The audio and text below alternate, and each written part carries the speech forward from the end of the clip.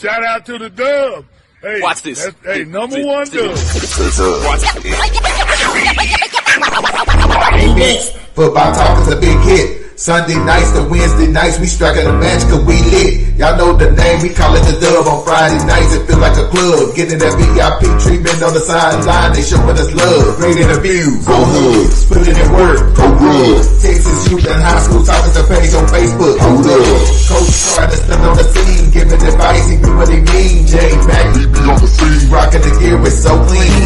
We rise and go easy, after easy, push easy. With my steppers, our special gifts, making places so easy. Trying to win, we so greedy. All my fans are so needy, cause they need to hear them talk about that club. We do it for the dub. We do it for the dub. We do it for the dub. We do it for the dub. That GF dub. We do it for the dub. We do it for the dub. We do it for the dub. That GF dub.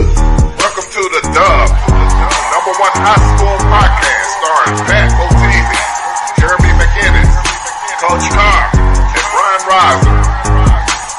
Well, all right. What's happening? What's going on? Welcome to the number one talk show. Speak out. Speak out. Speak out. Speak out. Speak out. Speak out. There you go. Raleigh Dodge, South Lake Carroll. We shout the Dub. Thanks, guys. Appreciate you. My boy. What's happening, homies? What up, fella? Can't hear you, Willow. You low. Jay, my boy's going out. There. We need to get you a microphone then. You must be yelling. You must be doing a lot of the yelling, coach. You can't be yelling at the girls. Yeah, yelling at the girls. Because I don't yell at my girls. I really don't. Yelling at somebody over there with no voice. Well, I had to work with our guys today. So, yeah, I know you was yelling. Oh. I know you was yelling. It wasn't. They're learning. They're learning how to be. They're learning how to be held accountable. You know what I'm saying? So it's just a lot. You know, you got to make sure that they do the little things right, and keep teaching them how to do the little things right, and keep holding them responsible when they make mistakes. You know, but outside of that, you know, it's all good. Yes, I'm just tired, though. I can tell you that. Hey, man, we're going to do a power hour, and we'll ease on out of here because I'm watching Texas. They up by 11. A minute 40 to go before halftime. Come on, Texas. Come on, Roger Terry, with your side. Who I hold them blow the lead? Say, Jay, you know, I ain't no UT fan. Who I hold them? I hope they blow the lead. Who I hope they blow 11-point lead on here. Man, come on, man. Don't do it like that. That'll make my night, boy. Is this a play-in? Is this a play-in game? It's a play-in game, yeah. Okay. Yeah, so, yeah, they got to win this, right? So they got to win, man. And if he want to keep his job, he probably got to win, too. But we'll see. We'll see. But before we got the homie, man. We got brand new head coach. So we could talk to Coach Stu. But before we bring him on, man, I want to give everybody, let's give a big dub salute to one of our homies, one of the original guests that we've had on here, man. I got Paul Biotti. Yes, sir. Yes, sir. Salute to you, Coach. It's a great hire. Great hire. Yeah. I think he's gonna do good, man. I'm super happy for him. I actually texted with him Sunday because I kind of got the word in the street, but I was happy for him, man. I'm super happy for him. Can't wait to see what he do, and we'll have him on soon. Y'all already know as a head coach this time. We ain't gonna have him on as assistant coach. We finna have him on as the head coach. So. Yeah, that's dope, man. So let's bring on. I got sitting in the coach's seat, huh? Yes, sir. He get to sit in that hot seat. We get to put him in the hot seat. Speaking of the hot seat, the new coach, and I believe he's the athletic director, athletic coordinator. Oh, yeah. Big time, big money. He got promotion. Yeah. Coach Johnson. Salute to you, Coach. How we doing, guys? Man, we good, man. Yeah, I forgot you had the double title, man. You running around here with 2 titles. and double busy. Oh, So it's been a adventure trying to get to as many games as possible to support all the programs, but I'm loving it and having a good time. And we've got some amazing coaches, amazing people in McKinney. So our athletic directors have been awesome supporting us. So I'm excited. That must be the wife. If somebody talking about I love you, I know that's the wife. That's my aunt, actually. That's my aunt up in Indiana.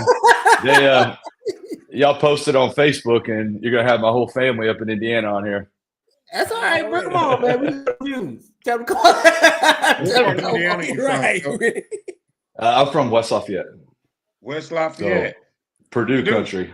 Yep. Yeah. You're not. Are you a Boilermaker? I am. I went to grad school. I was a GA at Purdue before I moved to Texas. Okay. So, Okay. Big team. Yeah. It was one of Coach Tiller's last couple years. I was there. Okay. What year was that? I was there 2006 season. Okay. Yeah, I was only there for a year, and then I coached at Wabash where I played for a year, and then coached at Purdue for a year, and then moved down to Mesquite, Texas. Okay. So you're a Midwest Big Ten guy. I am very Big Ten, no. except for Ohio State. Not an Ohio State fan. Nobody likes Ohio State, Coach. All right, I'm a Michigan man. You know what I mean? So I'm with you, Coach. Now I will say this. I did want the Big Ten to win a national championship. So by the off chance, I didn't necessarily go for Ohio State. I was just a Big Ten fan. So I guess I ain't always bad, but it's all good. I'm the same. I'm gonna root for the Big Ten. So. Oh yeah, for sure, man. So you kind of started off your journey, man. So before we get to where you're at now, just kind of give us a little brief summary of how you got to where you're at now. Yeah, so played college ball at Wabash, small D3 school up in Indiana. Was very blessed because I had amazing coaches. So my head coach was Chris Creighton, who's the head coach at Eastern Michigan. My defensive coordinator, he was the defensive coordinator at Eastern Michigan. He retired recently, Neil Netherly. And then my position coach, my DB coach, is Brian Ward, who's the defensive coordinator at Arizona State. So I was blessed with some great coaches. After I graduated, I went over to Australia and continued playing football in Sydney, and then came back for a couple months, and then ended up in Stockholm, Sweden, playing football. And that's when I first started coaching. Coached 14, 15, 16-year-olds. We undefeated national champs. We were talented. It wasn't just coaching. We were the most talented team in Sweden, and came back, coached at Wabash for a year, and then got an opportunity to go coach at Purdue. I worked out with Purdue's football team every summer when I went home from college, so I knew all the coaches, knew a lot of the players, and ended up being a GA there for a year. And then two of my college coaches were at Mesquite High, and I flew down just to kind of check it out. Loved it. Wanted to coach Texas high school football. Knew that I could have a bigger impact on the lives of kids at the high school level than I was able to at the Division I level. So packed up my car, moved down, and in 2007 I started my journey as a Texas high school football coach at Mesquite High. Spent 4 years there, and then Mike Alexander got the head coaching job out in Mount Vernon. Never met Mike. He got a couple references about me, and I drove out there to Mount Vernon, checked it out, and he offered me the DC job, and spent 2 years with him out there. Was ready to get back into DFW. I had met my now wife, and she was going to be in DFW, so getting back to this area was important for me, and I ended up at Coppell High School to coach corners. Joe McBride brought me in there and worked there for 2 years, and then was ready to kind of grow a little bit as a coach. So reached out to one of my buddies he was at Mesquite with me for a short period of time, was Jason Lavender, and he was at Frisco Independence. So I called Lav up, and he said they had a spot at Frisco Independence. So went over there and was the head track coach and coached safeties, and then we were pretty close with Lone Star. with their staff, and I got to know Clint Surratt pretty well. And when he got the head coaching job at Princeton, he brought me over there to be his defensive coordinator, and spent 2 years there. And then Coach Odell had the spot open back up as the DC. Year 3 for him when Antonio Wiley went to Hershey, and I decided it was time for me to make that jump to 6A football and as a coordinator, and went over there for 6 years, and it was an amazing 6 years. And the people at Louisville were amazing to me, just from the administration to the kids to the parents, the coaching staff that was there. We had a dynamic coaching staff, and it's one that I'll always remember because a lot of those guys on that staff have already gone off to do great things. You look at Bobby Watkins and Robert Lewis, who are at West Mesquite now, and just dominating defensively over there, who are on my staff, and Cortland White, who's winning state championships over in North Crowley, and my guys, I'm just seeing guys go off to great places, and I was able to hire one of our coaches to be my defensive coordinator now at McKinney Boyd. So I'm just excited for where I'm at now. I started interviewing a few years ago, and it's tough to get these jobs because you have a lot of head coaches you're going against that have been successful, and there's times it was a frustrating journey. My wife can tell you probably more about that because there was times I was frustrated, but I tried to keep my head up knowing that God had a plan for me. And I really feel like this was that spot all along, because since I've been there, it's been nothing but great. The kids are excited. They're hungry. They're loving what we're doing as far as off season goes and skills. And I've been able to hire 2 awesome coordinators that are going to completely change that school, that community, and definitely have a huge impact on our football program. So, the foundation's there. It wasn't a place that was in shambles. Joe McBride and Daniel Foster, they were guys that I've worked with, and great people and great coaches, and I just am blessed to go in this opportunity and have a chance to change a culture and make a place a culture of champions, which is the goal. And every day, that's what we talk about. Yes, sir. And that reminds me, because we have a coach on our staff right here that's aspired to be a head coach too, and we was talking to Coach Lynn, and Coach Lynn actually brought your name up at the I-20 clinic, and he was like, you talked to Coach Johnson, he's been through a lot of interviews. Yes, he's one of my references, so he's had to take a lot of calls. Yeah, hey, that's a great guy, man. I love Coach Lynn, man. It's awesome. I'm speaking down there this year in June at the aspiring head coaches clinic, so I'm excited. He asked me to. Oh, that's dope, man. That's a great guy, man. But yeah, he brought your name up, and he was like, "Yeah, it's not easy." And just looking at it from the side, looking in, you could tell that, like you say, it is not just coordinators and position coaches that's going for certain jobs. It's other head coaches. So, right. it makes it really, really tough. And I guess you really do have to have faith and believe that God gonna put you where He wants you to be, because it almost take an act of God unless you know somebody to get it. It's hard. That's true, Jay. I mean, just because just speaking from my experience and what I've seen, the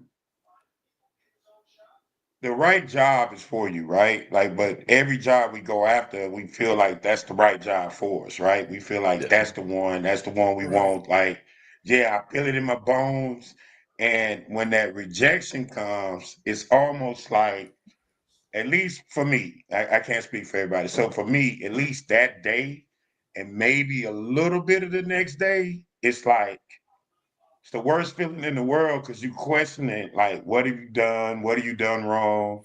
And a lot of these jobs are so political where they're out of you're not even though you get an interview, you just getting an interview. You know what I mean? Right. Most of the times they already made their decision on who they're going to go with.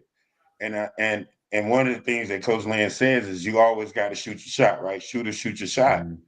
And it just kind of, for me, the last rejection I had, it's it's it's almost where you look at yourself and you go, what else can I do?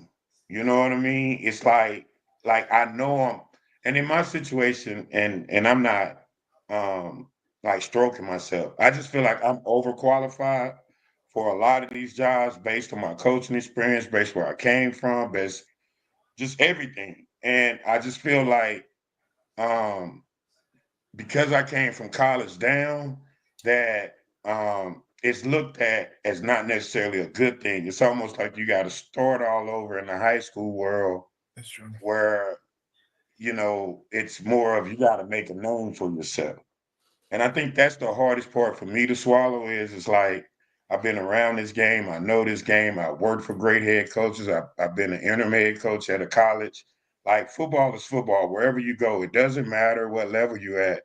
Football is football.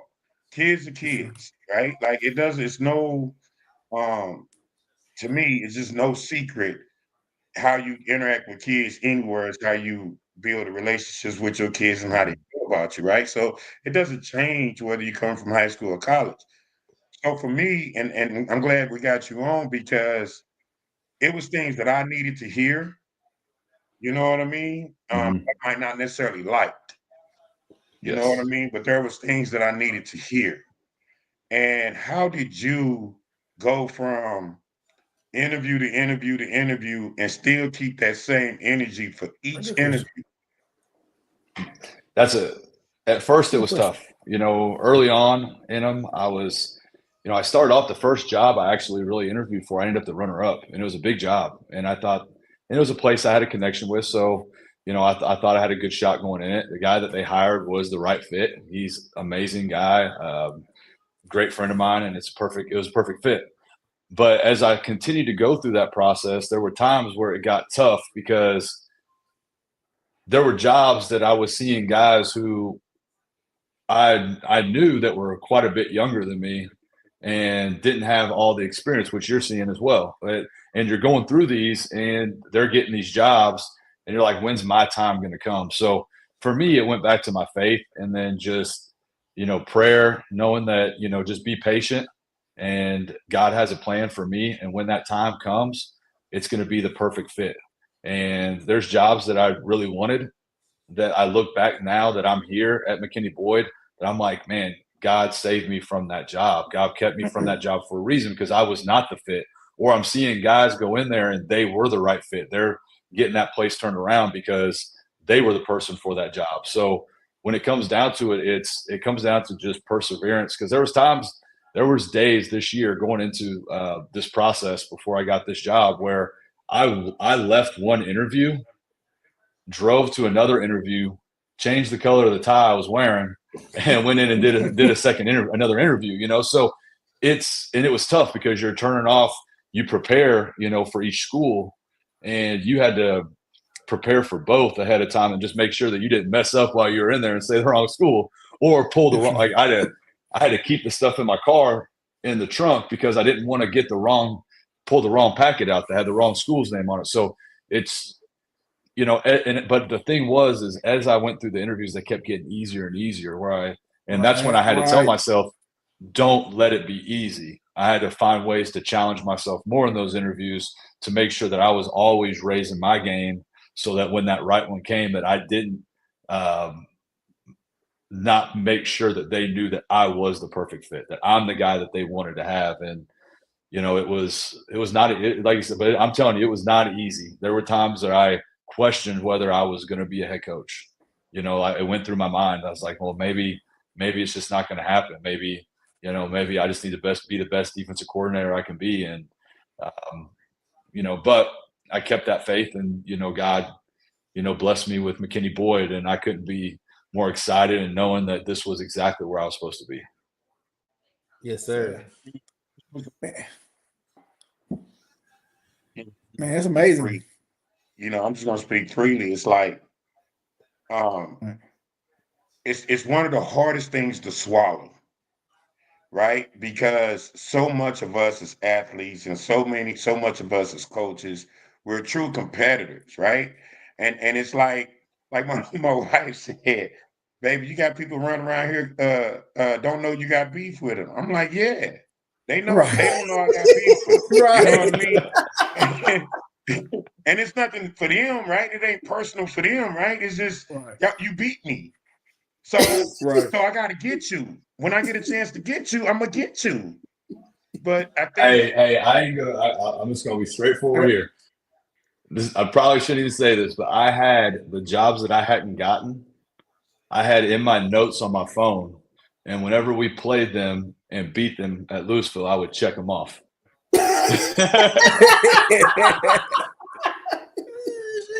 Man, I don't blame you, though, Coach. I know exactly what you're saying. I'm the same But way, Coach. the toughest thing you hear is when they make that call and they call you and they tell you, hey, it's not you, and you ask them, like, hey, what could I have done? What could I have done better? And there's nothing. And it's, man, you nailed the interview. It was great. Everything was perfect. I was like, there's got to be something but maybe it was a connection that someone had with the person they hired. Maybe because like you said, there's so much other stuff that goes into it. I mean, I interviewed for McKinney High the year before and didn't get to the second round. So I had already been through that process in McKinney. I knew kind of had an idea of what I was going to get asked. I knew it was going to be different because it's a different school, but it's also I felt a little bit of comfort going in there, but I also knew, like, going into it, I was like, man, last year at this exact same time, it was the exact same time the year before, I went through the first interview and they told me no. I didn't even get to a second interview. So I had to know that, I got to bring my A game, even though I felt like I had a little bit of connection there because I had been through it with a lot of the same people the year before. You just want to prove yourself because, like you said, we're competitors. Like I don't want to. Like, I hate being told no, but at the end of the day, I had to withstand those no's and stay, perseverant to be able to get to this point because, there was times it was like, I ended up this year, I ended up turning down a couple of interviews because I just felt like I was exhausted from the process.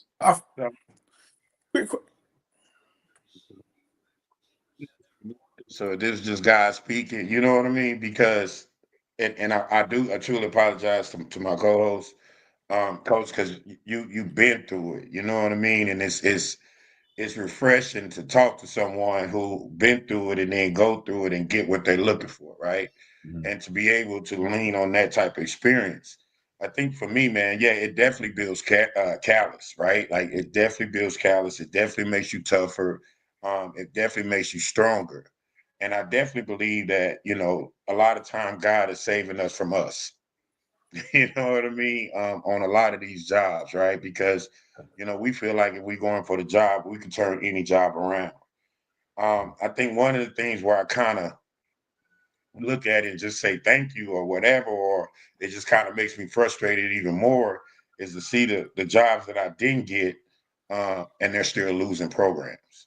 Mm-hmm. You know what I mean? So I think when you look at it like that, it's kind of like, come on, man. You know what I'm saying? And I think for me now, it's like I say, once I get to that second day of the rejection, it's back to business as usual. And I don't know if that's because I'm getting stronger and I understand it more. Because that first day and a half, Coach, I don't understand. Like, I don't get it. And when I ask questions, sometimes some jobs are just so political that it's nothing you could do. And then you go, well, what can I do? And they're like, nah, Coach, like, man, we thought you had the job. Like, one job, they literally told me, everybody was like, I thought you had the job. And then I get a phone call from the principal saying they're gonna go another way. And it hurts and it's bitter. But I firmly believe that God, like you say, man, what is meant for you would always find its way, right? That's just the way it goes. And you don't know what that is. It's just up to us to stay locked in and focused in and trust the process, so to speak. Even though we might not agree with the steps, but the results is ultimately what we're getting. So for you, do you feel like once you got this McKinney board job and then you got that call and then they announced you, what was that feeling like? Like, what was that feeling like, Coach? I can, that moment, I can replay it in my head so easily because I remember when we were getting our kids ready for bed. I got a text from the AD saying to call her. So we don't you were talking about our network service. We have bad cell service where I'm at. So I got to go to certain areas of our house just to be able to talk to people. So I walked up to the front of the house where I knew I had good service.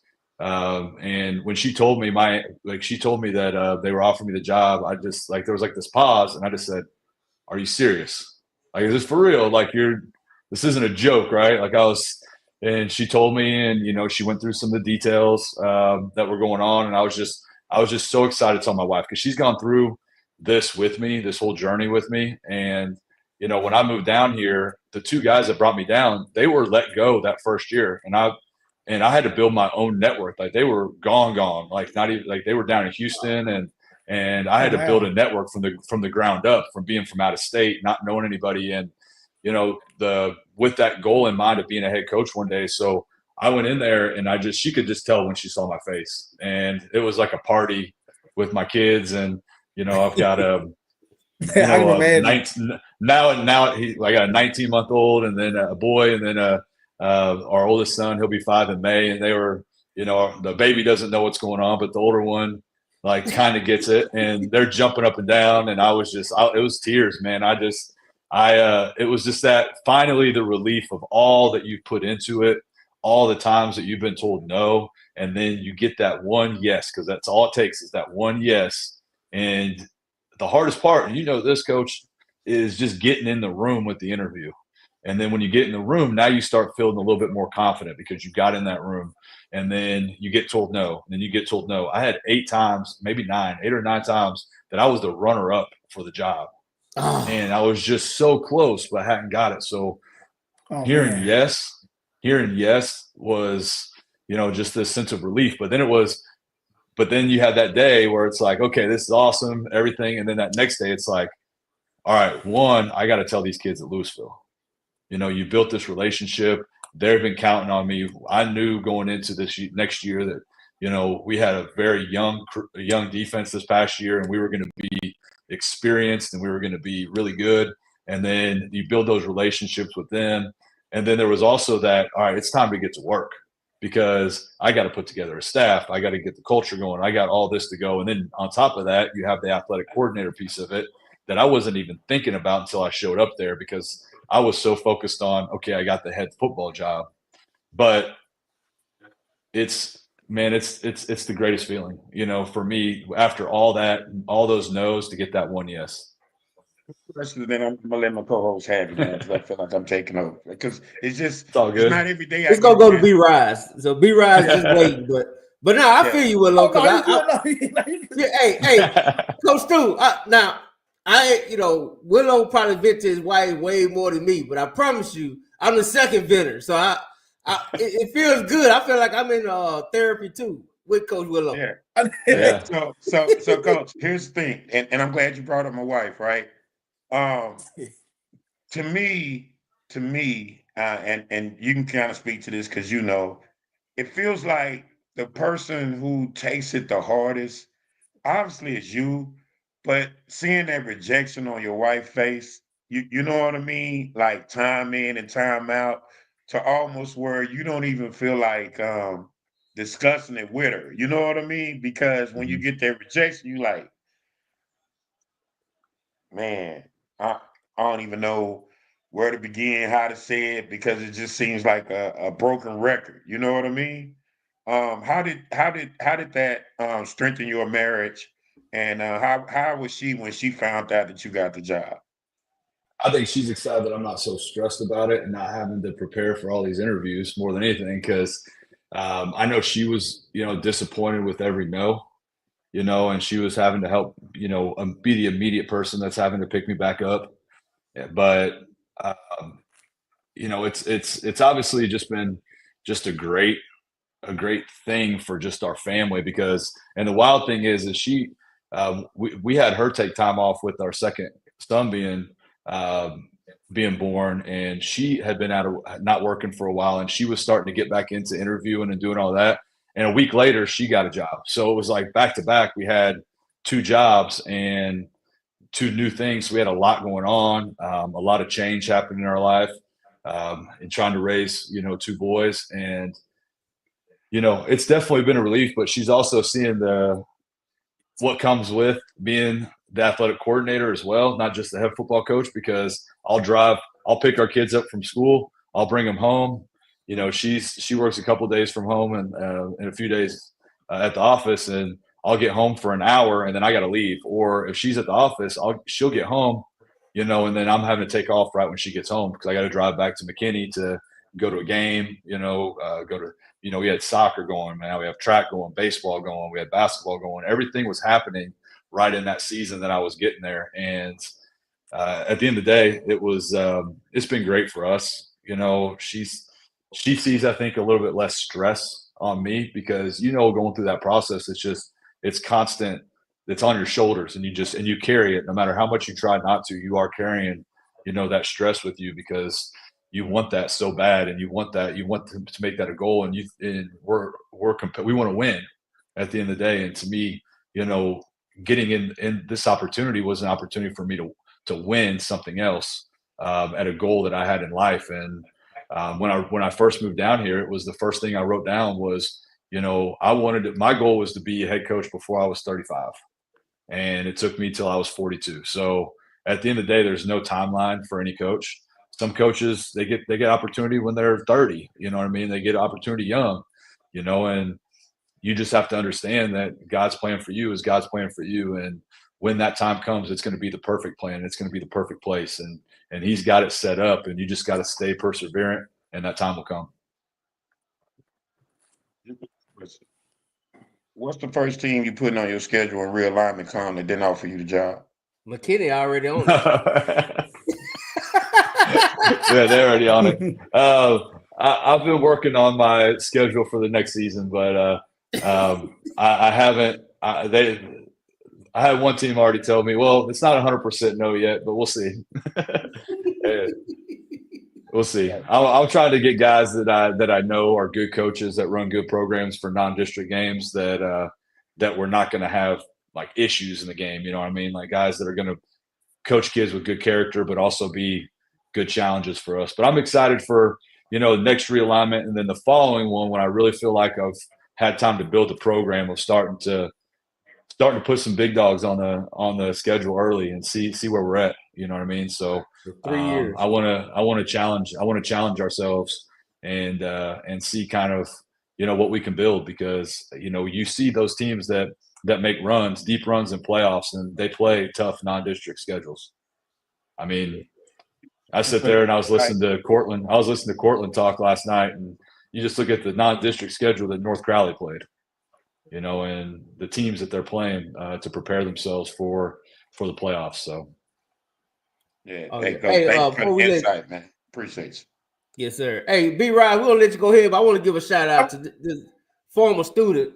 Say he was Coach Johnson, one of Coach Johnson's students, man. Christian Gooden. He giving you a shout out. Good one, man.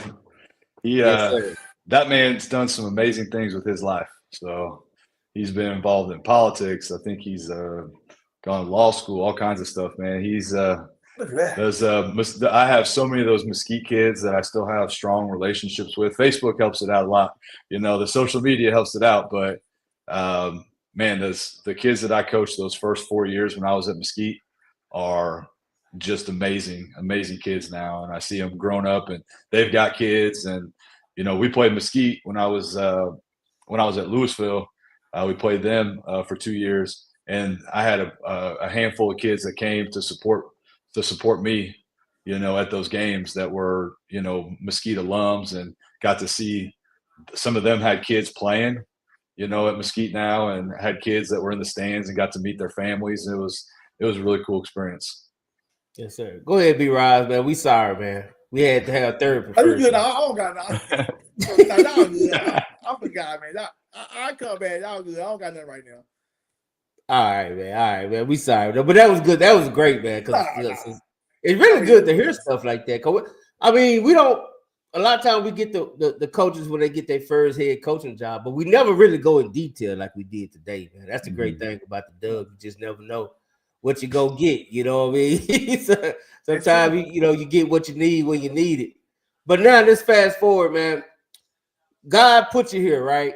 But not only, I'm pretty sure it was something that you saw in this job that made you really feel like that you could be a part of what's going on. So I mean, we talking about a team that was 3-7.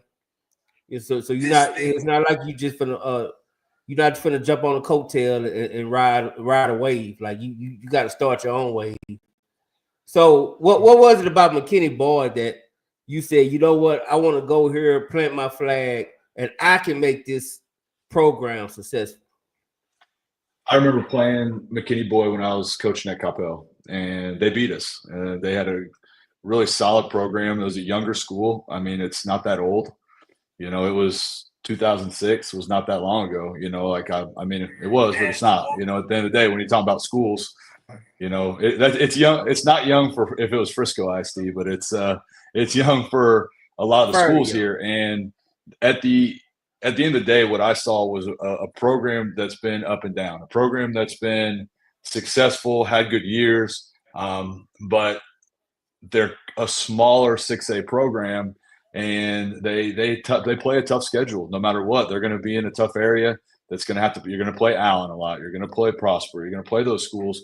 And I just took it as a challenge. Was like, I've played those schools. I know what I'm getting from those schools right now. You look at the district that they're in, all schools that I've played in the recent years, and I really felt like it's a program that's not far away from being a successful program.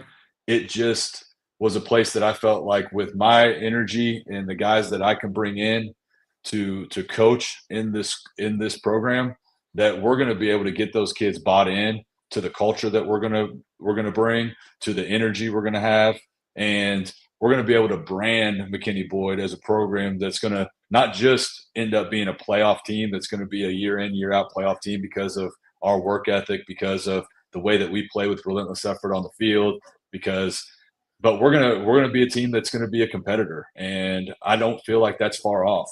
And when I went there and I saw, the facilities, you have one of the best stadiums to play in.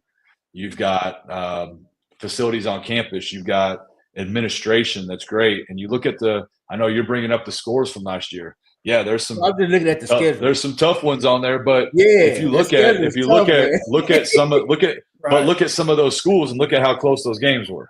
Yeah, what I mean. So they're not far off. And I had, I've got close relationships with the two guys that were the previous two head coaches there, and I know that they're great guys. They're great men. They're great coaches.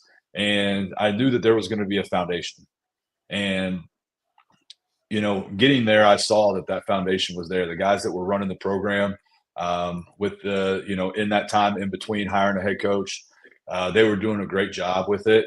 I just knew that there were certain things that I could bring to the table that were minor right from the start, that were going to impact the place. And I feel like we're off to a great start. I wish I had my two coordinators on campus right now. But with the tough times for high schoolers right now, it's hard to get guys out of their contracts they're in, especially the two guys are coaching track right now, and they're right in the middle of their seasons, but they're coming over and they're getting a little bit of time in the mornings with the kids to be able to get to know them and be able to start, showing them what it's going to look like offensively and defensively. And I just feel an energy there that's changed since day one when I showed up. So that's what I felt that I was going to be able to bring. At the end of the day, we'll find out in the fall, what I mean, what it looks like, but I'm excited going into spring ball. That's where I'm really excited, because I want to see what these kids can do. Yeah. That's one thing I remember when we when Pat interviewed you a couple years ago at Louisville spring game, is you had that energy, you had that juice. And this is something I was talking with another head coach that's young, and he was like, and taking over, I don't know if people like to call it rebuilding, but the way I look at it is when you take it over a program where you got to build it, right. It's good to have that youth energy, that juice, so to speak, to bring that every day. That's something Coach Lynn always say, is bring the juice, and we know he ain't that young. So I'm just saying, you know, he can do it. He can do it. So but you gotta have it. You know, you just gotta have it, man. And but looking at that schedule, man, and you know, here recently that somebody had put out the salaries, and it's hard for you to. I don't see how you gonna play against them Prosper coaches because they get paid way too much. They should be winning championships every year. Good Lord, I need to go to Prosper. I'm going back to school. They should never lose a game, man. They get paid like college coaches out there. But tell us, man, you've been in your program. Give us some names of some of the players that we probably should be keeping. Like I just told you, I just got a follow for one of your quarterbacks, one of your future prospects. So just kind of give us some names of some guys that we need to keep in the back of our head that we probably will see later on. Yeah, so you know, I'm gonna start off because the offensive line needs some love. We've got offensive lineman who's going to be a 3-year starter at center, Edgar Corlejo, and Edgar is just a leader at the end of the day.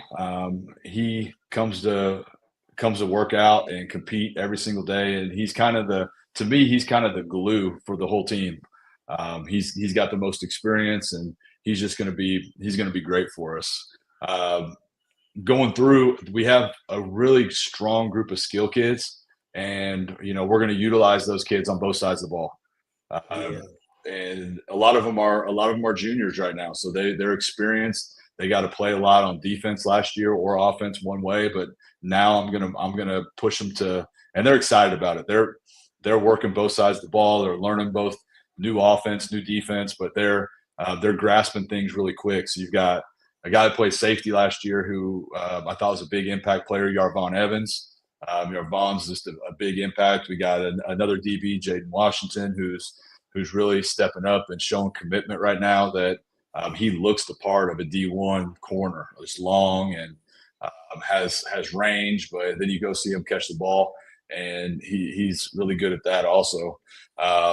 In that class as well, we got a receiver, Peyton Korolevich, who is just quick, twitchy, one of the fastest kids in the program, just side to side movement. Linebacker Tristan Hall, who he looks like an old school, just solid built linebacker that can play downhill. Is going to be a physical player for us. One of the most athletic kids I've seen, Chuck, and I'm not even going to try to pronounce his last name, but it's Chuck. Chuck is a kid that when I saw him go out there and start catching the ball and getting the ball in his hands, I wasn't sure why he doesn't touch the ball at least 10 to 15 times a game, because he is quick, twitchy, and then he can go out there and cover as well at corner. So we're going to be able to do a lot of the things in the secondary that we had done before. And then, you talked about one quarterback. We got another kid who played a little bit of quarterback last year that's going to be a senior next year, Marcus Johnson. But, he's going to be, walking into, a linebacker position as well that he's going to be really good at. So seeing how that competition goes we got a young quarterback and we got an older guy who's played some quarterback, and seeing how they compete in the spring and Major's going to be awesome, for the future. 6'1" right now as a freshman, can throw the ball really well. He's playing baseball right now, and he's throwing mid-80s as a freshman in baseball. So as a pitcher, so he's got a bright future. And I can go on and on with this list, but there's another kid that just got to McKinney Boyd last year, Aiden Dobbins, and he is the perfect fit for a nickel. Just smart, doesn't say a whole lot, but I added him to our leadership council because he was one of the hardest work to see a day as we through workout. And you got the D-line, Tank, Charles, or Chaston, not Charleston Stevens. We just Tank, but he is not big, but he's strong, explosive, and going to cause some problem on that D-line. And that group of seniors right there, that core of seniors is really strong. And there's a couple more kids in that core of seniors. Then you get into the younger kids, and Ugo and Asike, I think is how his last name is pronounced. But he's one of those outside backer edge hybrid jack bandit, whatever you want to call him. He's got that athletic ability. He's a sophomore right now, and he's going to be a really good player. Who am I missing? Timmy Carshaw is going to be a huge factor. He was a freshman on varsity this year. If he would have stayed down on their freshman team, they would have been completely dominant because Timmy's a big, strong kid. He kind of has that old school running back type build to him. I mean, he's probably 6'1" right now as a freshman, and strong, explosive. But we're putting him, finding different ways to give him the ball because we've got a really strong running back core, and he can go up, attack the ball, but then it's hard to keep him off the field on defense because he's a big, strong, explosive body. So it's and there's kids, there's a bunch more kids that I could sit here and talk about, but the core is there, and you've got a strong senior class that I'm really excited about. You've got a really good sophomore class right now that has some key roles, and then you got a pretty deep freshman class that's going to push to get on the field as sophomores. So, man, there's another handful of guys that are going to be impact players that I know of that just day to day you're seeing what they're doing, and I'm like, man, if I were to just sit here and split us up completely offense defense, we'd be good. But when you start looking at the crossover and the kids, because of being able to play both ways, the depth that you build, and those kids picking stuff up so fast because it's new for everybody, but we're installing it from a baseline right now. I think we can be a really good program, and I'm excited to see, how we are in spring ball. We're going to start on April 14th, and wow. we're gonna get spring ball rolling. We'll practice in the mornings, and we'll attack it. Our kids are used to getting up in the mornings, which I love. And at the end of the day, we're gonna get us as strong as we can, as fast as we can. But we're gonna make sure these kids are smart football players that they understand the game, because we got to keep it simple enough but complex enough for us to play at this high level that we're playing against. We're playing against the Planos, the Allens, the Prospers, and it is. Trying to get in that top four is going to be our goal year one. I mean, I really feel like we've got a good shot at making the playoffs, and but it's going to be a battle week to week, and there's not one week that's off.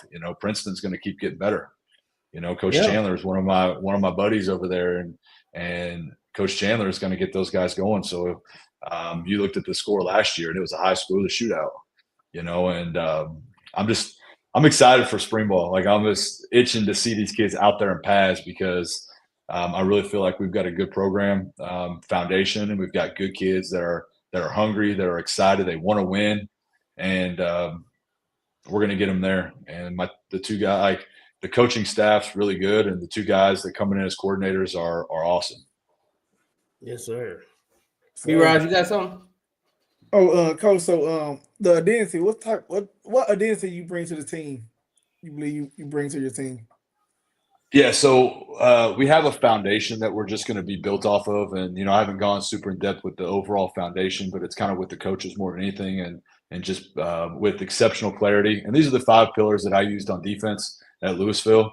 But then I'll get into what our identity is going to be as far as the football program specifically. But this is kind of our athletic foundation. It's going to be based off 5 pillars, which I think are a strong foundation: is exceptional clarity, uncommon trust, disciplined execution, unbreakable mindset, and relentless effort. And my big thing that for me is we focus a lot on the mental part of the game. So we're going to focus on visualization, positive self-talk, meditation, just the way that we approach everything that we do, how we think about the game, how we prepare mentally. Because if you look at the elite athletes, they all have sports psychologists. Well, having a sports psychologist is not an easy thing to do in high school. We've got a program that we're going to use that's going to be top of the line program that's going to help prepare these kids mentally. And we're going to, as we're doing our character development, we're also going to do our mental preparation, our sports psychology, our mental training. So that's going to be something that's going to be a big part of our identity, is going to be how we approach the game. You look at a team who, like you said, the records last few years was tough. Getting kids out of that mindset of going into games just trying to get through the game instead of trying to win the game or expecting to win the game. That's going to be the big change, is how we approach the game. And how we warm up is going to be not, oh, no, look at that team over there. Look at how big Allen or Prosper is. No, it's, hey, we're McKinney boy. We're the Broncos. We're here to win this game. We're not coming in here just to, try to keep it close. We're coming in here to win. So our identity is based off of basically a 3-word foundation, and it's brotherhood, effort, tough. So the kid's already saying it. Everybody says bet. So we're bet. We break out on bet, brotherhood, effort, tough. So that's what we're building our foundation on. That's what we're going to be. And those are the words that we're going to build our culture off. And we're not just going to say them every day, but we're going to speak about them every day. I was wondering what the hashtag was. Yeah. I'll see that. Yeah. I was wondering if you were going to ask while we were hashtag bet. Yeah. Well, we got a roundabout way. There it is. Yep. But that's dope that you have it spring, man. That was one of my last questions I was going to ask is what, because you said your coordinator is not even there. They just coming in the mornings or in the afternoons. So how is that going to work, with them coming, not being able to be at the school, but you're still going to have a spring? I will practice early, so they'll be able to get over there. How our schedule's set up, we have athletics at the beginning of the day, so they'll be able to get through practice before they have to go over to their campuses. Okay. So we have, they've already, signed. They've already handled all their paperwork for this year. They're already signed up to volunteer for the rest of the year, so they can work with our kids. They've already gone through all that, so they'll be able to come over in the mornings. They'll be able to go through practice with us. They'll be able to meet with the staff. They've already started that. They'll jump on Zooms. Sometimes I can jump on them. Sometimes I can't. But they've been jumping on Zooms. We've been meeting. We've already done middle school clinics with our middle school coaches, offense and defense. Started installing what those guys what we want them running. So we've got a good start on it for not doing it. It's a little bit tougher because I got to schedule everything. I always tell them, like, man, I'm scheduling around three track programs right now, because we got our track program, which I've got coaches and a bunch of kids in. We've got Panther Creek's track program and Louisville's track program, because OC's the head track coach for Panther Creek. So it's making it difficult, but it's also been great because we're having to really take advantage of every moment that we have together. Wow. You said Panther Creek. You said Panther Creek, coach. Oh, you know how we feel about Panther Creek. We love Panther Creek. We do, coach. They are the king of Oak Cliff. They the king of Oak Cliff, coach. They are the honorary team of Oak Cliff, coach. How did you pull that off? Oh, Coach Sauls over at Panther Creek? Yeah. So, well, I've known Coach Sauls for a long time, since he was at Allen. I got a lot closer with Coach Sauls because Aaron was really close with Cortland.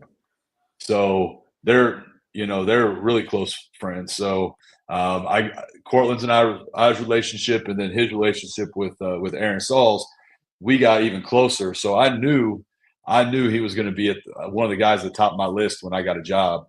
And it worked out perfect because he drives basically right by McKinney Boyd every day to drive down 380 to go to Panther Creek. So, and his family's already got establishment. His wife works at a church in McKinney right around the corner. So getting him there was, I talked to some awesome guys that really wanted to be at McKinney Boyd as the OC. And, he just stood out. Like there was no question when I did like 9 interviews at DFW clinic.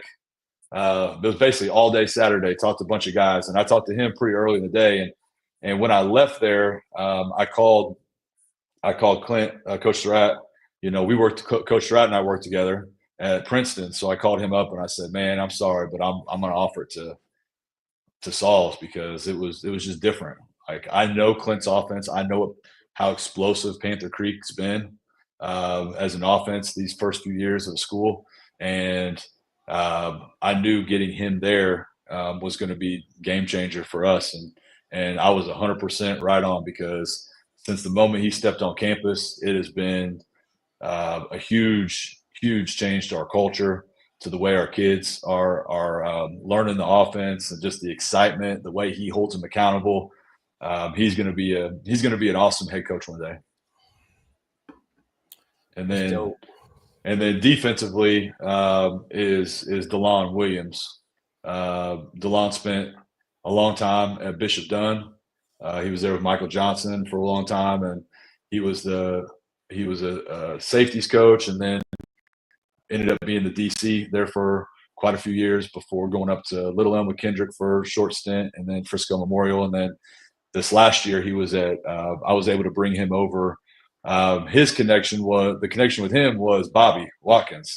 So Bobby played for DeLon at Bishop Dunn, and I was able to get DeLon over. And you talk about two amazing men that are high character, great teachers, and just two guys that I love talking to every day. And the guys on staff that are staying, and our three group of core right now, and a couple more guys that I'm going to be bringing in over the next few weeks, is going to be exciting. And I feel like we're going to be able to be one of the best coaching staffs in DFW. That's dope, Coach. That's dope. And now I'm assuming you bringing the coach from Panther Creek. Y'all finna sling that rock, because they ain't exactly like a Wishbone team over there. He's got a good run scheme too. You know, we got a solid. We got a solid. What's wrong with you, man? That man. What I'm saying? Why would you go get? Why would you go get air raid guy? I'm gonna tell you why, Coach. Because Coach looking at it like, look, I know we're gonna be able to stop people. I just need to know we can put up some points. Yep. You know what I'm saying? In this day and age of football, if he can hold a team to 21 points, 9 times out of 10, he gonna win that game. So that's how he's looking at it. But he also gonna look at Coach like, hey, well, man, you better run that ball.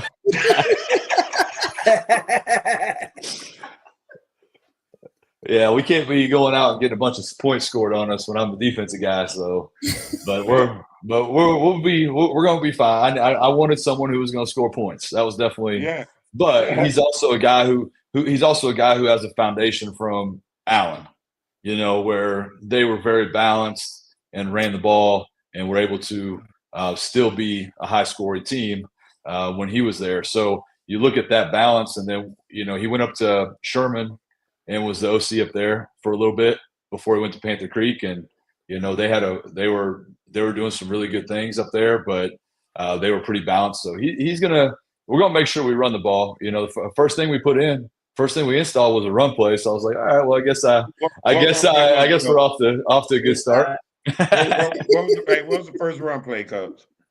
It's just like anybody. Everybody's going to put a zone in on the first play. You know what I mean? Just teaching them how to run that zone. You know what I mean? But he's at the end of the day, it wasn't about the X's and O's, because I knew in DFW you're going to find every coach is smart coach. You know what I mean? Every coach has been in a good program even if they haven't been a winning program, they're good coaches. Like, you look at some of these teams that are not winning games because they don't have as much talent, but they're still really well coached.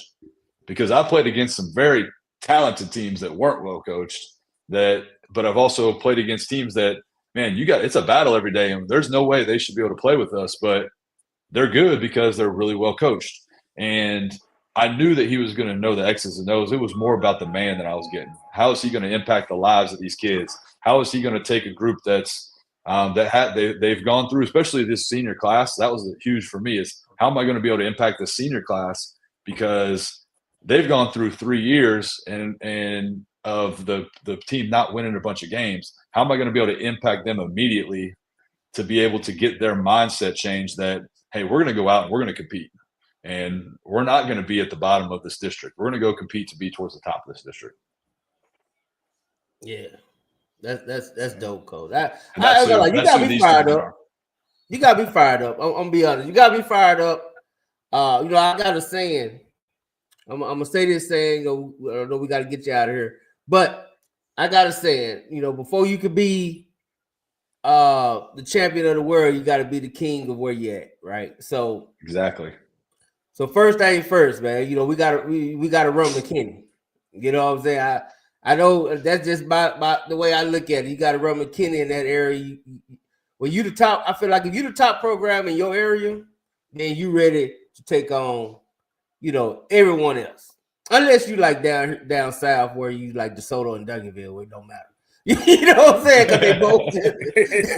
But everybody not like that. Usually, it's usually the king of that area moves on, right? So, and when you think about it, when I look at McKinney, just when I shrink it down to just McKinney, because what is it? Is it 3 or 4 schools? There's 3. 3. When you look at all 3, to me, it's wide open. You know what I mean? And when you can sit on top of the throne where we're the king of here, then that definitely will put you in the top 4 in your district, right? So you looking at going from there. So do you look at it like that, or is that just J-Back wild thinking?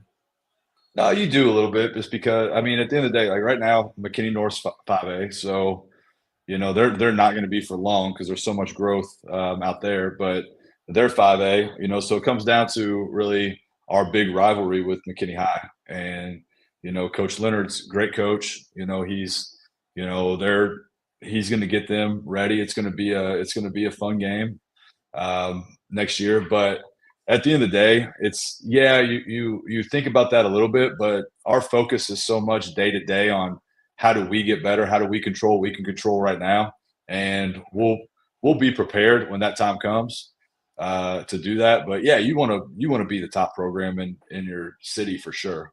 And at the end of the day, we had our first meeting with all 3 head coaches in the district there, and I found out that I was the oldest. I was like, man, this is interesting. I was not prepared to be the oldest head coach in our school district, but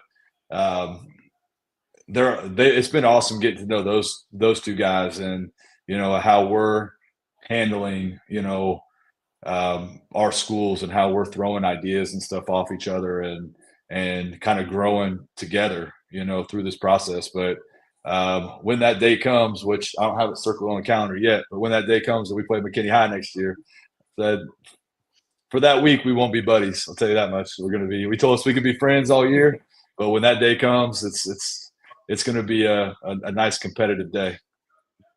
They told you use the runner-up, right? Do what? They told you use the runner-up, right? Oh, that one? No, I didn't even get a second interview at McKinney High. So see what I'm saying? See what I'm saying? Yeah. Coach? They don't even know they beefing, coach. They don't know they beefing, coach. Coach ain't I haven't even gone back. I haven't even gone back and looked at my notes to see if they're on my list. Oh, they on your list, coach.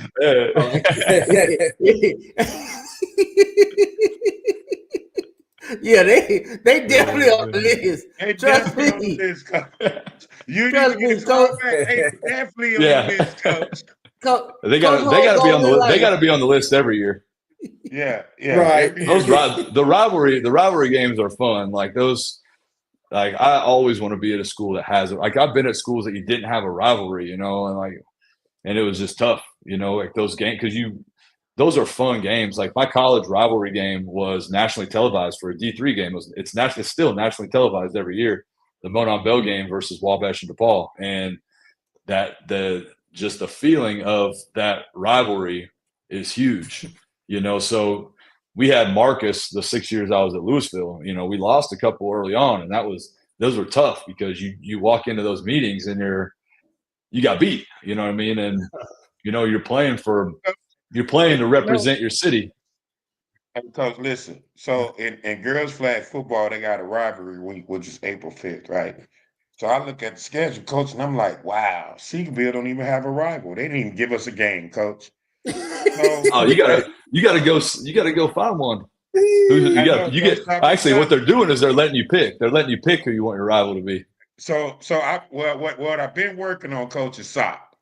So I've been working on soccer being my rival, right? So in soccer, I coach soccer JV2 coach, and so we played Ty and them in soccer, and we beat them.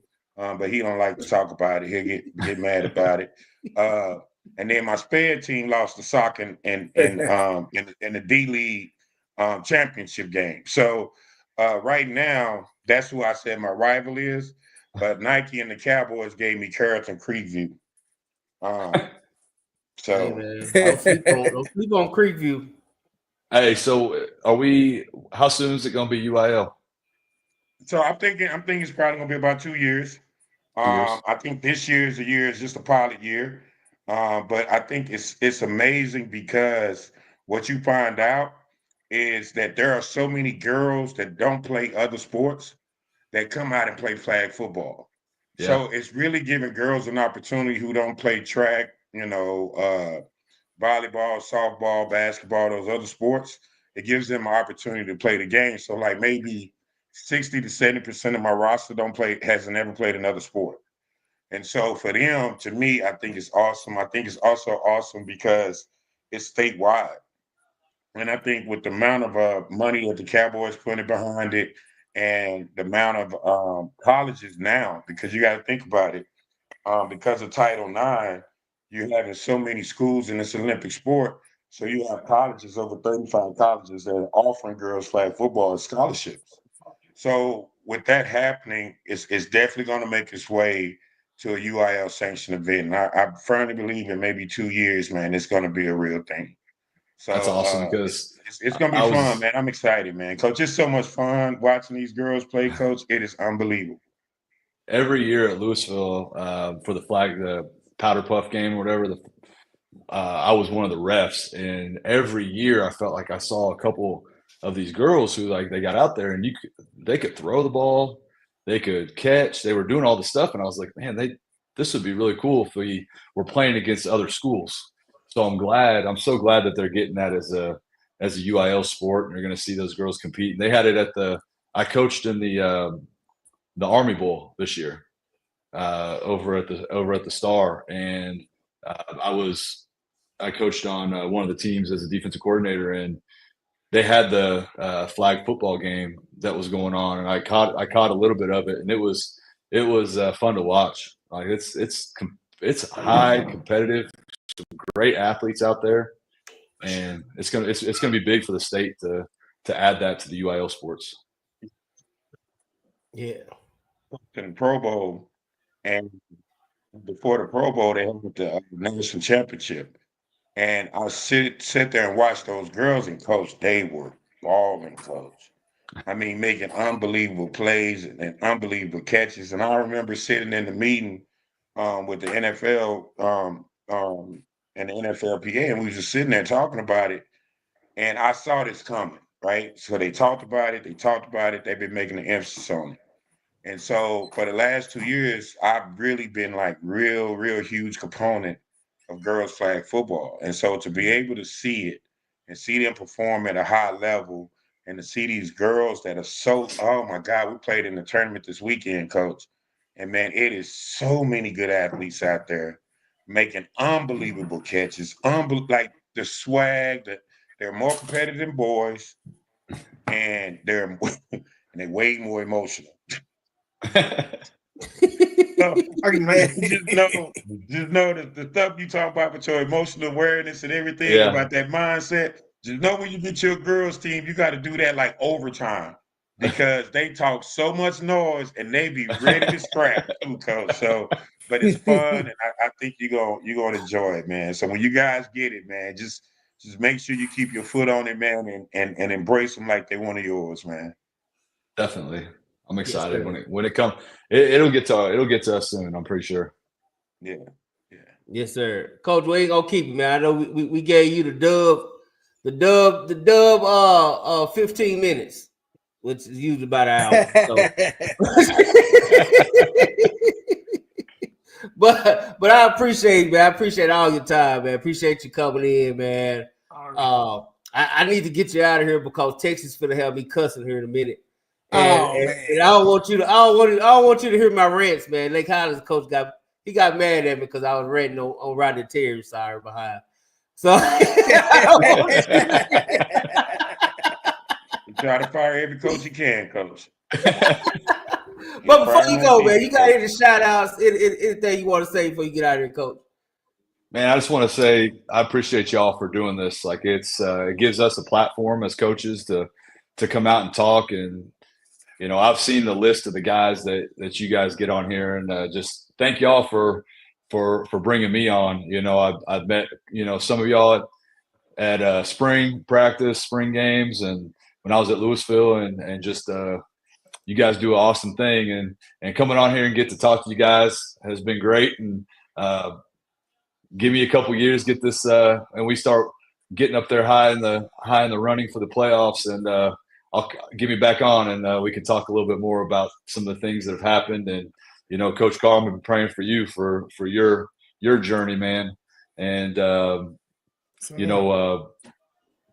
get you my number if you have any more questions about that. So as you're going through things, but just stay strong with it and have faith that God has a plan for you. When the time's right, it's going to happen, and keep building those flag football programs up. And just J Mac, B-Rise, hey, I appreciate y'all, man. This has been awesome. This has been a lot of fun. Like you walk into these, you don't know what it's going to look like. It's what the questions are going to be, but I appreciate you guys and putting this on every week, and getting coaches an opportunity to come out here and talk. So, and I've got there's a lot of guys out there. You got to get Bobby on here. You got to get Bobby Watkins.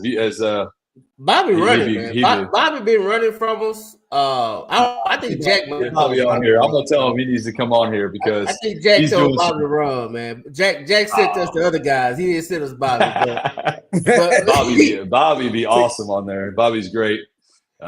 Cortland's awesome. The guys. We've had those guys are Cortland back on because last time Cortland was on was last off season, and people don't know this about Cortland, but Cortland. Coach White is an excellent strength and conditioning guy. Yeah, like he can really break that stuff down, man, for real. So we've had a lot of talk about that. We've had a lot of strength conditioning talks because up until I got to Louisville, I was strength conditioning coordinator everywhere I went to. So him and I had a lot of strength conditioning talks as well. So he's really sharp when it comes to that. Yeah, he's really good, man. I do want to give a shout out to Coach Lynn because he's really petty. And he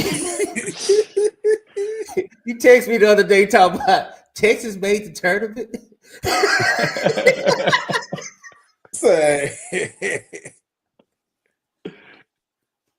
Shout out to my guy, Coach Lynn, man. But yeah, they got lost the lead, man. Oh my God. But anyway, I'm about to crowd. Hey, you call B-Rise, you called it earlier. I did. You said it was. I said I'm blood. Coach Stu, so here's the thing. They don't understand the power of positivity. You heard how negative this guy's been since the game has been on. You don't think the universe felt that energy? The universe. It was before we went live. It was before we even went live. Yeah, Coach, he been on negative since it started. Y'all deserve that loss if y'all lose. All I know is right now, I ain't mad. You'll get a new head coach, so I'm happy. Well, right now we're just getting ready for the first round of the tournament. We don't have to worry about playing games. I'm a little concerned about Purdue. I mean, they're playing a team with a really good record. I know they haven't played as great of opponents, but was it High Point or whatever? That's it's kind of one of them setup upsets. The upsets. It is. It could be High Point could be that Cinderella story, Coach. You always don't be Texas. And my Boilers always end up, for some reason, being one of the ones that let people have a Cinderella story. So, man, I had that one squad. Hey, but I'm going to speak positivity. They're going to win. So Purdue's going to win that game. See how that worked. And I was speaking for you, Coach. You ain't got to wait no 3 years, man. You coming back soon. You coming back. Matter of fact, we might be trying to get you on for the week of the McKinney game. That'd be great. Oh yeah, it will. That's gonna be the game of we're gonna call that the no callback game. We gotta get Coach Leonard on. Now, if you can, tell Coach Leonard, man, he can return my DMs. I'll let him know. I'll let him know y'all aren't too getting after him. Hey, but you got to talk a little bit of trash to him if he gets on here about our game. So, Coach, you watch us. You know we ever just not spurred anyway. Appreciate you, Coach, man. Once again, appreciate y'all. You got spared tonight, Coach. Hey, shout out to the Dub. Thank y'all for this. Appreciate it. Y'all have a good night. Thank you. Yes, sir. Coach is dope, man. Yeah. Oh yeah. Hey, before we go on, I got to give a special shout out to Lydia Garrett for the stars tonight. I know you know we didn't talk about it during the middle of the show or on the show. Don't feel petty or some kind of way that we don't love you and appreciate you. You're the first to ever give us stars, so we really appreciate that.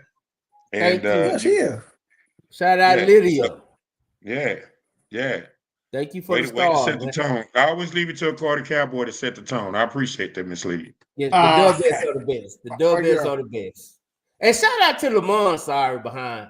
You know, he had like we don't show him love, but I always salute Lamont Sorry behind.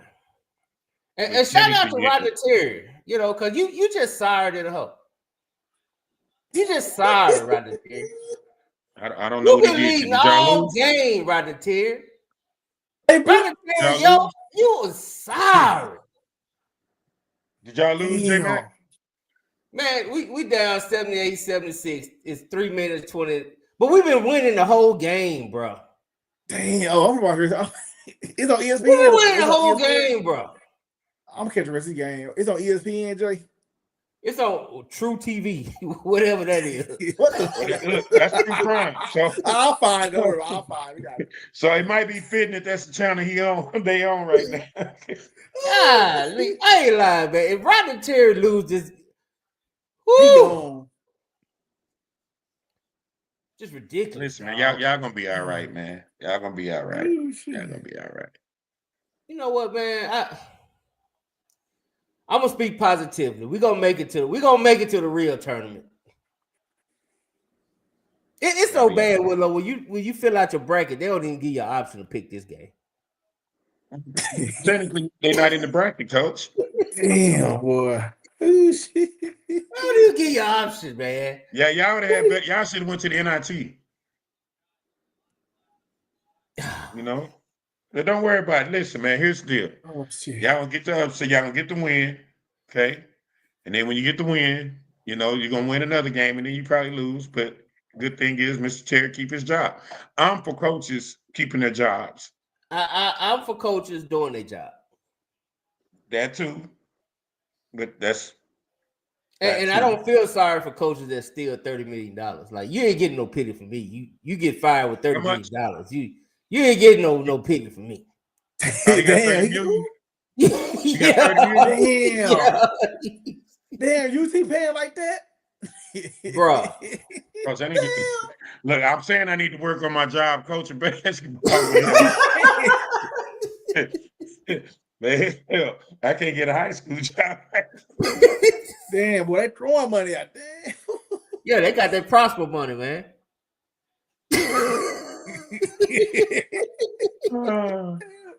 Anyway, man. Hey, this has been a great show, man. Shout out to Coach Stu, man. That's a great guy too.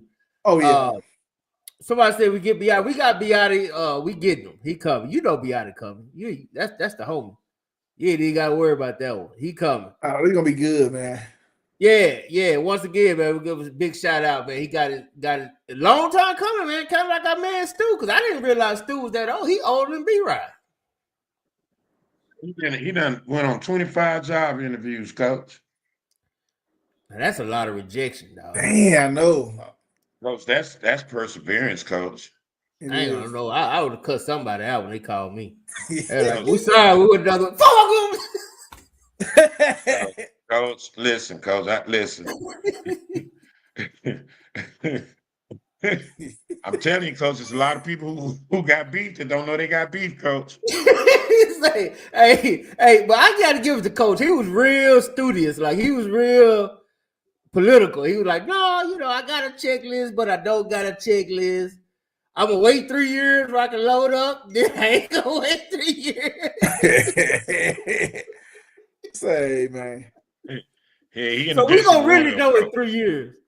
In 3 Coach, he years, gonna we do gonna this know. Say, Jay, he like, hey man, let me get my kids in. Let me get these kids together first. Yo. He said let them pass that. He said maybe faster they pass that one-time transfer rule. Let them pass.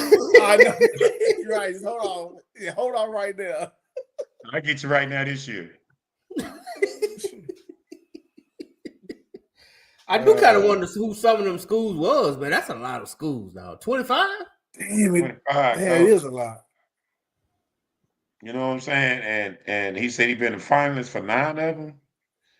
You know, it's almost like shoot.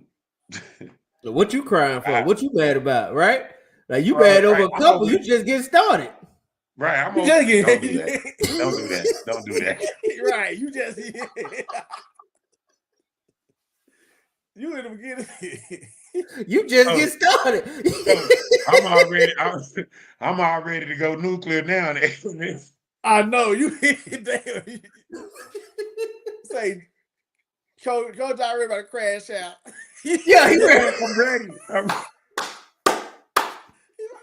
Hey, be right. Coach, he don't even want to play district. He just want to schedule everybody.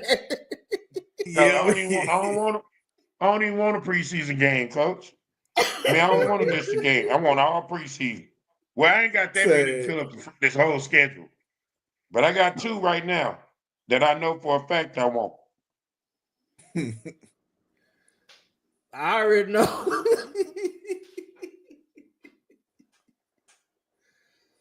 Oh my God, man, this been fun. But man. It just showed me. Yeah. Let's watch the end of this game, man. Rodney Terry, he living booted it up, man. He living booted of the century. Oh, living booted Rodney. You know, you can never trust a joker named Rodney. Rodney that ain't the name of a leader. I'd never hire a head coach named Rodney. No Dangerfield. He gets no respect. No respect, man. I don't want nobody named Rodney. Rodney O and Joe Cooley. Yeah, he could be a rapper, but he can't be my head coach. Okay, do you know name a famous Rodney? Other than Rodney Dangerfield? Rodney King.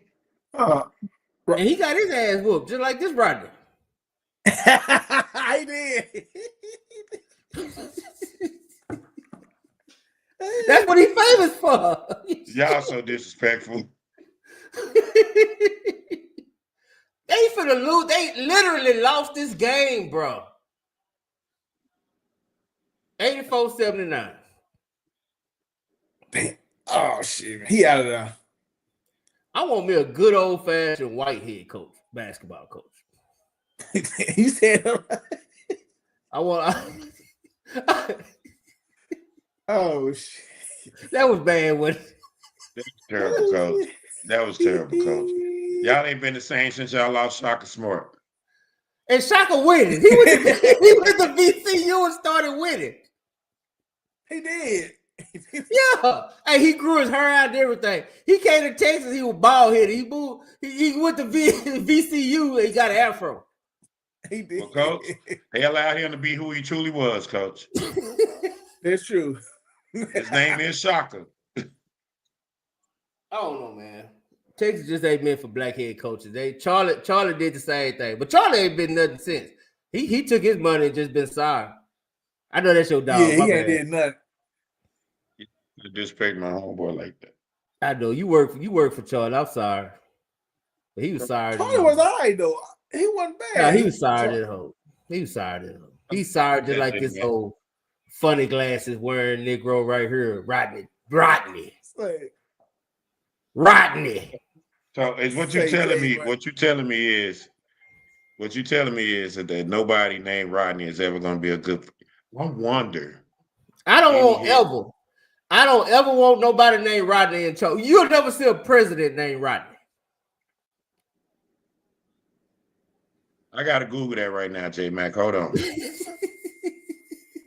I'm just being honest. I'm just being honest right now. It's just us. We just talking. Okay, got let's Rodney talk P. then. We Rodney just talking. P. Yeah, he didn't win none, did he? If your name Rodney, you probably sorry. You might be a good role player. You might be, might be a good husband, but you ain't fit to lead.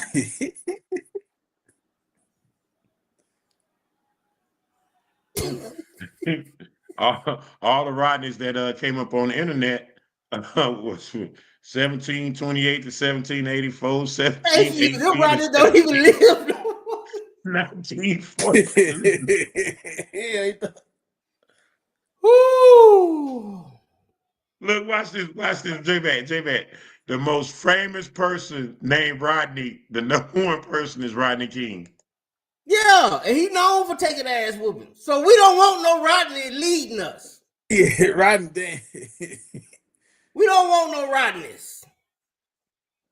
Sorry. If your name Rodney and you ever want to be in a position of leadership, change your name. Damn. Rodney Harrison. Oh yeah, right. That's a good one. Didn't he get in trouble for steroids or something? Growth hormones?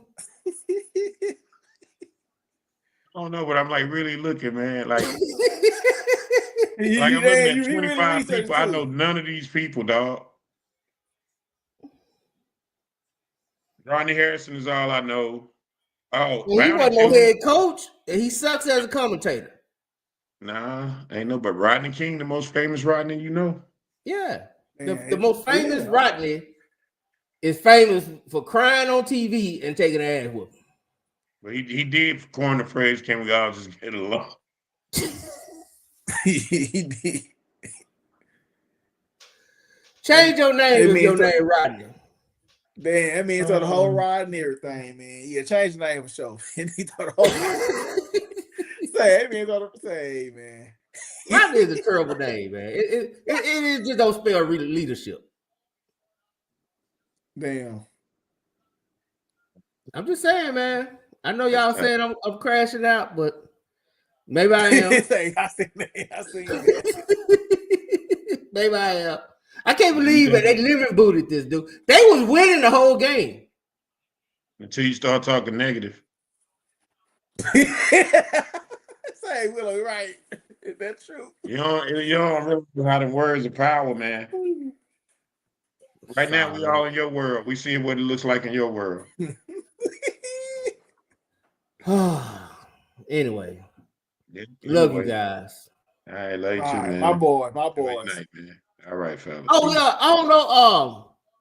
Oh yeah, we might have to do it next weekend, man. My mom's birthday tomorrow, and we having her. No, we doing this weekend. We going bowling for this weekend, so we had to celebrate the next weekend. Be right. Olivia. Okay, yeah, next week. All right. Games this weekend too. 29th. That's the 29th, Willow. It's 29th. Yeah, 29th. Well, we got a game the 29th anyway, but we only got one game that day, so it's all good. Hey, guess who we play? Hey, tell Lynn, guess who we play our first two games? Who? North Crowley and Crowley. Really? They're close. They put us out in Fort Worth with them people that's been playing football for years. They fast out there too. Yeah, well, you know. I'll go out there, man, because you're gonna win. Oh, y'all gotta go. We're gonna call you the king of Crowley after you win both them games. Yeah, fellas. Oh, we gotta check that out. Yeah, man. It's gonna be a good game, man. Instant classic. Yeah, let's go out there, and then after we leave there, we go eat wings. Yeah, we have. Oh well, no, because Saturday we out in in Frisco. Oh, that's right. You play them this Saturday. Oh, I thought you meant next week. Okay. No, next week we play Samuel. Okay. We play Rabonda. We play the Fighting Rabondas. The Fighting Rabondas. Rabonda, you got to show up to that game next week. And tell Rabonda the Seagoville boys baseball team beat Samuel 28-0. In baseball? In baseball. That pitcher had one arm. That pitcher must he must have one arm and be left-handed. He clearly ain't never seen Greg Abbott play. He had that one on. He pitched that ball, threw that glove on that. Oh And he shit! popped that glove back on. Yeah, we Man, ain't that never dude had was his name. shredded. His name was Greg. If his name was Rodney, he probably couldn't even pick up the ball. All right, man, we go, man. All right, we out of here, man. Watch this.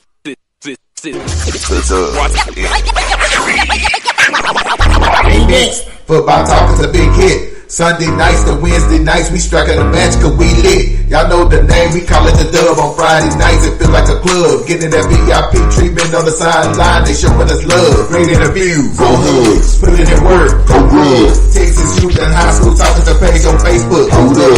Coach trying to stand on the scene, giving advice, he do what he mean. Jay Mack and Swaggy Rick.